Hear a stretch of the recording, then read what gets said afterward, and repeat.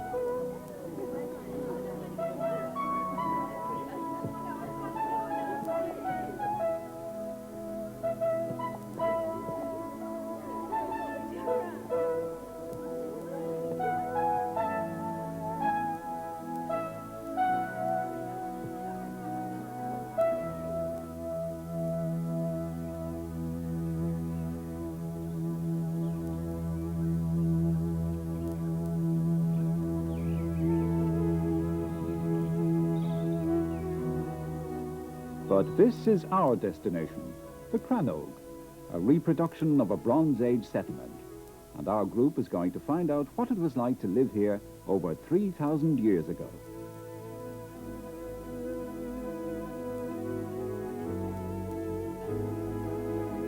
Going back on a trip like this isn't as easy as that, because on the way, you're likely to get one or two surprises.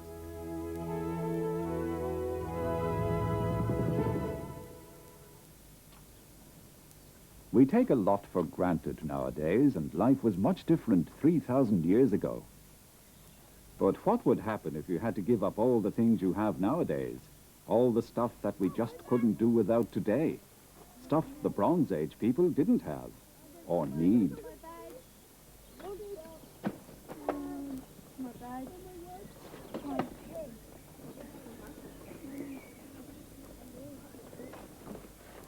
Wonder what they'd have thought of crisps and chewing gum, cassettes and Coke cans. And what about the clothes? No anoraks, no T-shirts, no jeans. So to remind you that you are where you are, we'll give you these cloaks and jackets to wear. Now you're ready to find out what life was like a long time ago. First of all, turn out your pockets. Look at the small change if you've got any. Chances are that much of the so-called copper coins are actually bronze.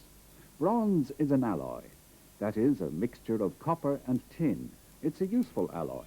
It doesn't rust, doesn't corrode. It wears well and lasts a long time. And the Bronze Age is simply a handy name given to that time in the history of the world when people first used metal to make tools and weapons.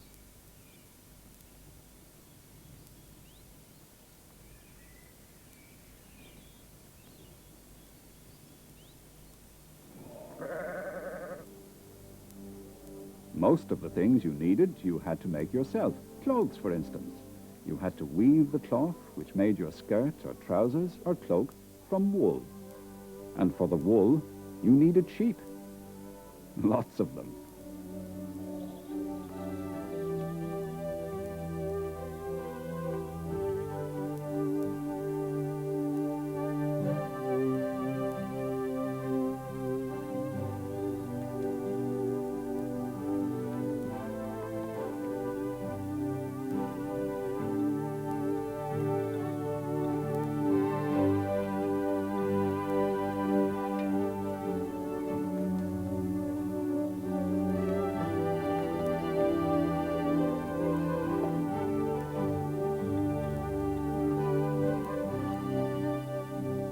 A slow business, and not as easy as it looks. To give the wool some color, it was dyed with berries, herbs, seaweed, lichen, or vegetable skins, whatever was available at the time of year. In fact, you can tell when the cloth was woven by the color.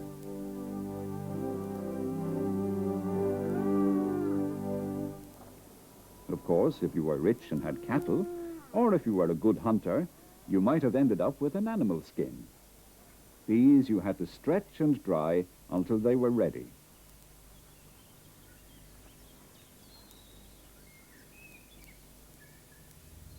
They had a fine eye for beautiful things, these Bronze Age people. They made jewelry and ornaments from bronze, silver, and gold.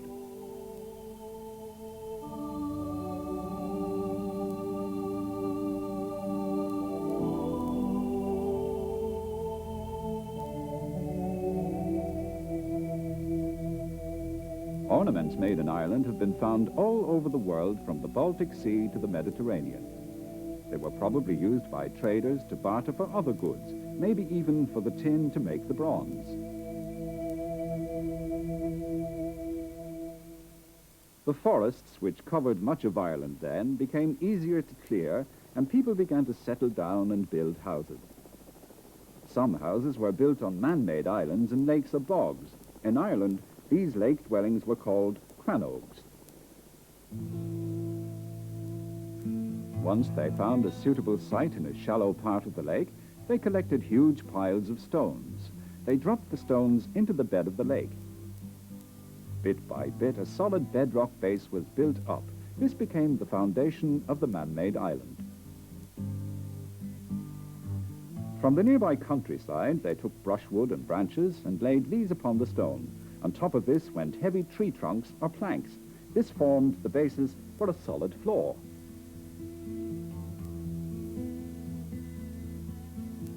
On top of this, they piled and pounded earth or sand. Result? One man-made island. Easy.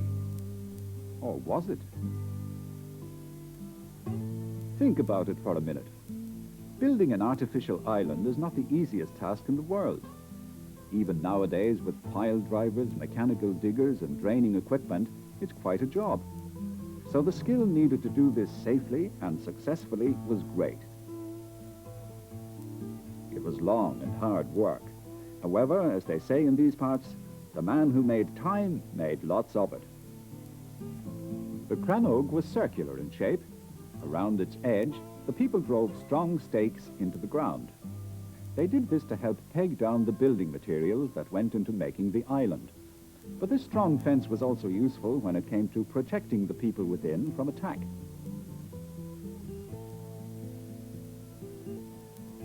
This row of timber stakes had lighter branches and sticks woven in and out through them and strengthened with wet clay. As you can see, crannogs were strongly made and built to last. In Ireland, many crannogs were in use from the early Bronze Age right up to the 17th century. That's about 3,000 years. Wonder how many of today's houses will still be around in the year 5000. They must have been a hardy lot to live in a place like this, in houses like these. Fires had to be kept going to keep the damp out. Rough floors needed rugs and skins to keep the chill down. Remember, we're surrounded by water, and this is Ireland with its temperate climate, which means that sometimes it rains.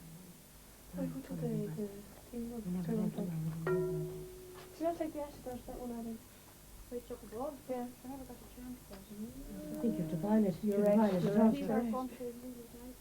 See, that's what it is. But the roofs were soundly made from dried river reeds called thatch, and the walls were strong. Oh, and by the way, they had to build their own houses as well. Walls were built by the wicker watling daub method. Sounds like a firm of Bronze Age building contractors, Wicker, Watling and Daub Limited. They took wattles, thin branches, twigs, that sort of thing, wove them together like a wicker basket, and then covered them with daub. That's the clay from the mud pit. When this clay daub dried out, it was hard as a rock. Here at Craggaunowen, you can try your hand at building a fence by wicker watling and daub. Messy, but fun.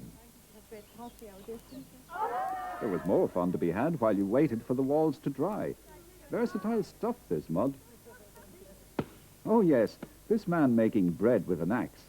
You see, first he had to clear the trees from his piece of land.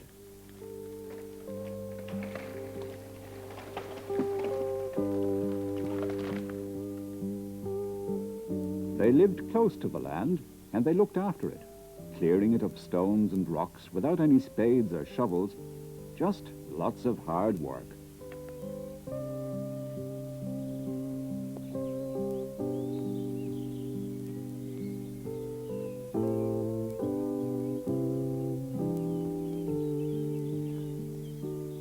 You had to grind the corn by crushing it between two stones. Every grain took an effort to crush. Every kilo took hours to grind. But who was in a hurry? Because everybody in the Craggaunowen helped with the tasks, there was a great sense of community, like a large family.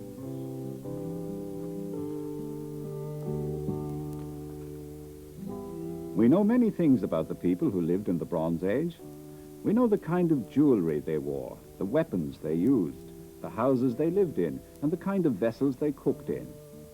But there's much we don't know about them. What language did they speak? Did they play music? Did they sing songs?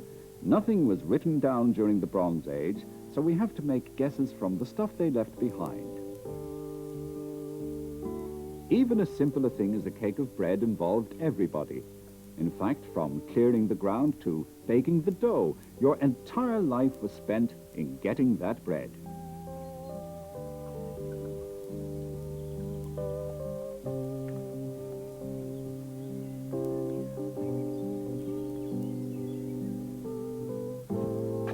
Of course, you'd have cooked the bread by putting it into a pot over a fire. And yes, you guessed it, you'd have had to make the pot yourself as well.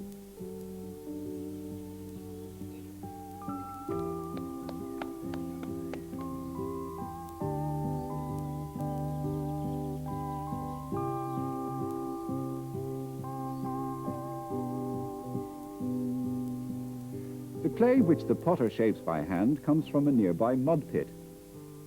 Clay was important to the Bronze Age people. They made their pots and cooking utensils from clay, and they built walls and houses from it.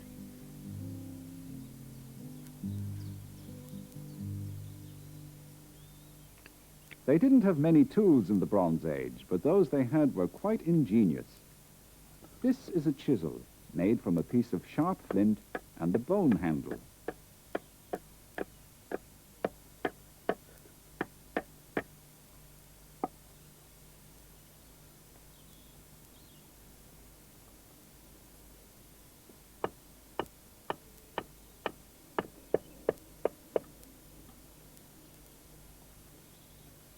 Ingenious and effective.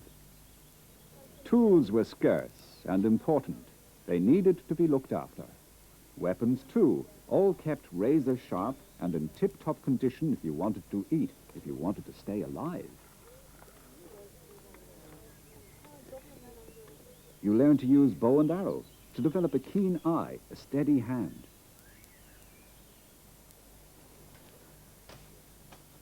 Don't worry. Learning is part of the fun. You lived close to the earth. You learned at all times to be in harmony with it, to read the forest like a book. People didn't live as long then as now. If you lived until you were 40 in those days, you were old, very old.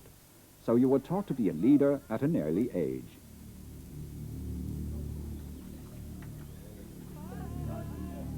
Children weren't allowed to go hunting. There was too much at stake, and it was very easy to lose a precious bronze spearhead or an axe. Everybody had a job to do in this tribe. While the hunters went in search of deer, the children collected sticks for the festival fire.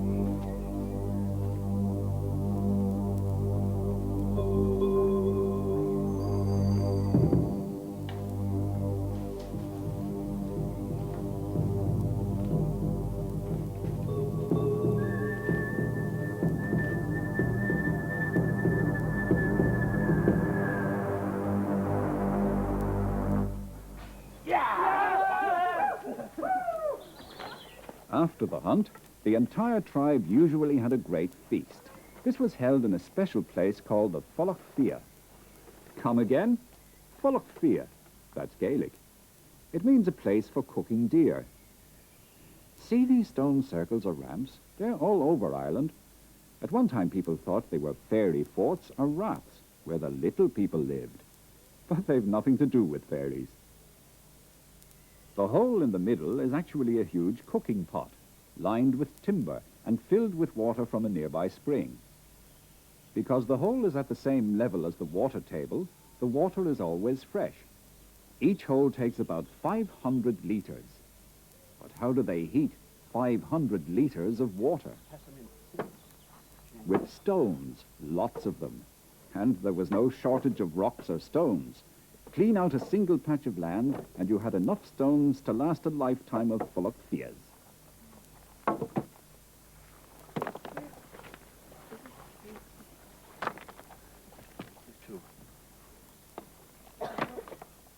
The rocks were covered with twigs and branches, building it higher and higher until it ended up like a huge layered cake.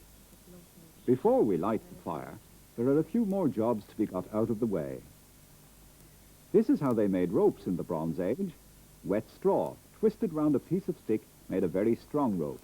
It's called a sugaun. It's the same idea as the wool spinning, and even nowadays, many farmers still use sugauns for work around the farm. Again. That's it, that's good. Now dry straw to light the fire. Dry straw and the sparks from a couple of flintstones.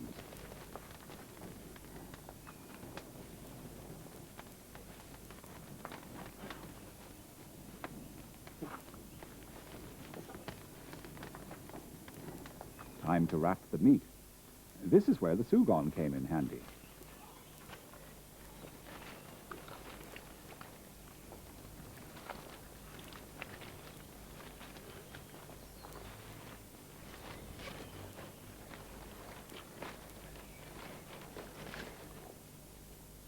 Add some herbs, wild garlic, juniper berries, mustard seeds as flavoring. And there you are, one oven-ready dinner.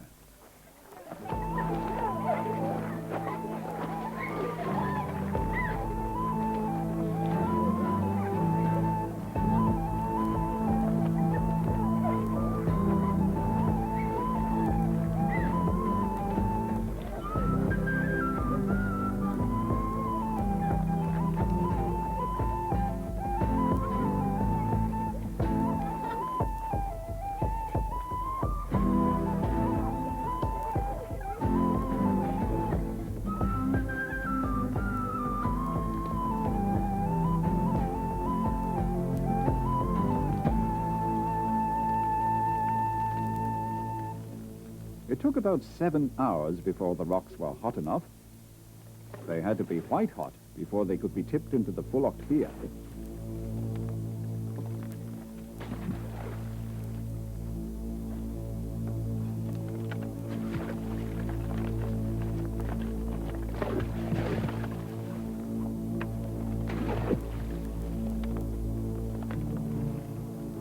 In less than 5 minutes, over 500 litres of water is boiling and ready for the meat.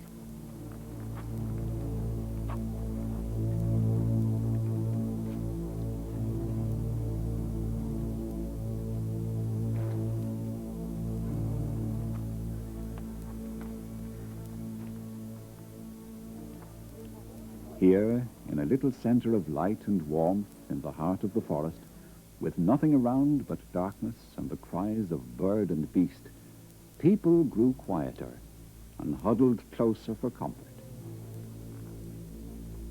We don't know what Bronze Age people drank with their food. Water was certainly much safer then, but there was also milk and possibly a type of home-brewed beer. And the Bronze Age meal tastes as good today as it did 3,000 years ago.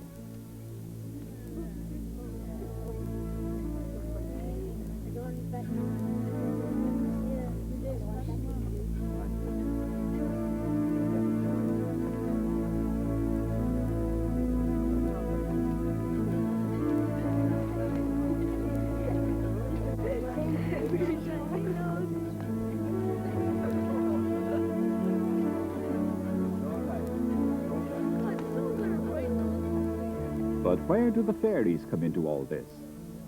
When the Fullacht Fia had cooled, the waste rocks were taken out and thrown in a circle. These circles in time became grassed over. People thought they were the dwelling places of the fairies, and that's where the stories began. And that's where our story ends, though it's not a fairy story.